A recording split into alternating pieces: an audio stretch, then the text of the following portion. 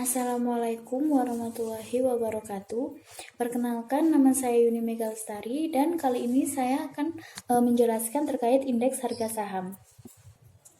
Indeks harga saham sendiri merupakan suatu ukuran statistik yang mencerminkan keseluruhan pergerakan harga atas sekumpulan saham yang dipilih berdasarkan kriteria dan metodologi tertentu serta dievaluasi secara berkala. Nah, di mana tujuan indeks saham di sini yakni satu, mengukur para pelaku pasar akibat adanya suatu berita tertentu. Contohnya di sini sepekan IHSG menguat 2,5%, 5 saham ini diborong asing. Nah, indeks harga saham gabungan ditutup menguat 0,48% di level 4.649 pada perdagangan terakhir pekan ini, yakni Kamis kemarin 9 April 2020. Nah, dalam sepekan IHSG mampu mencatatkan penguatan sebesar 2,5%. Nah, dalam sepekan asing masih mencatatkan net sell alias jual bersih 1,87 triliun di semua pasar. Di antaranya 1,65 triliun di pasar reguler. Nah, kan di sini bisa dilihat ya bahwa akibat adanya berita IHSG yang menguat, kemudian asing juga memborong 5 saham yang ada di Indonesia.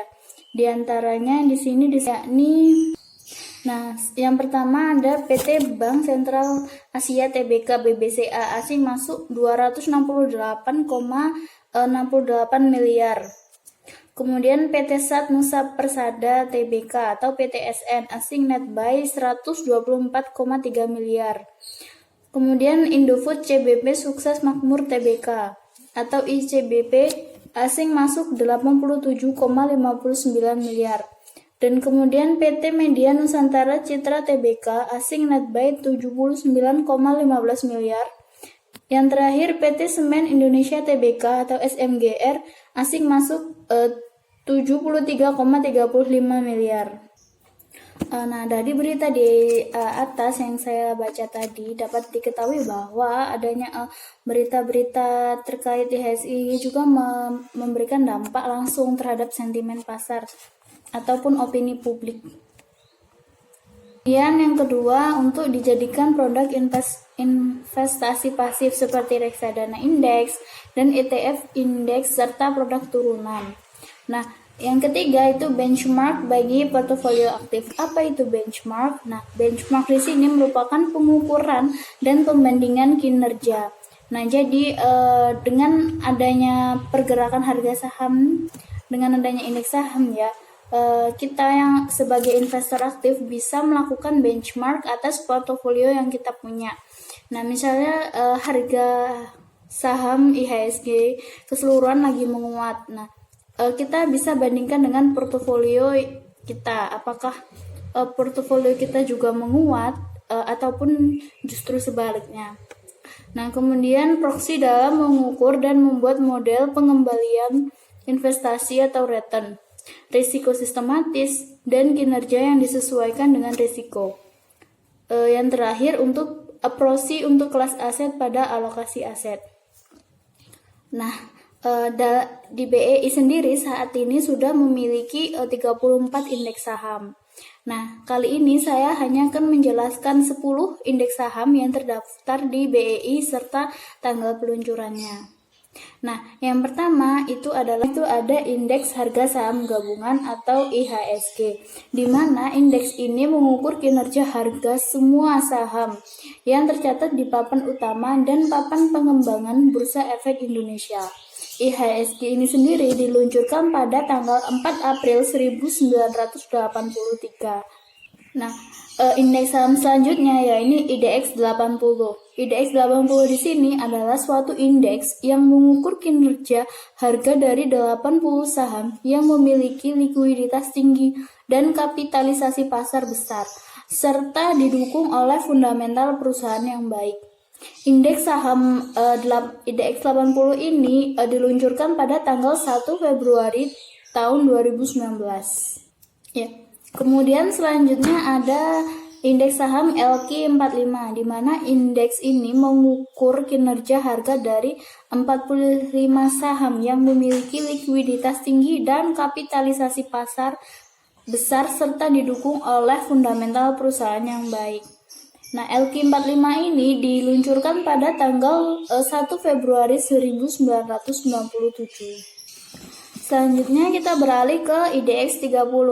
Nah, jika di LQ45 tadi mengukur 45 saham, bedanya dengan IDX30 ini hanya mengukur 30 saham yang memiliki likuiditas saham yang tinggi dan kapitalisasi pasar besar serta didukung oleh fundamental perusahaan yang baik. Nah, IDX30 ini diluncurkan pada tanggal 23 April 2012.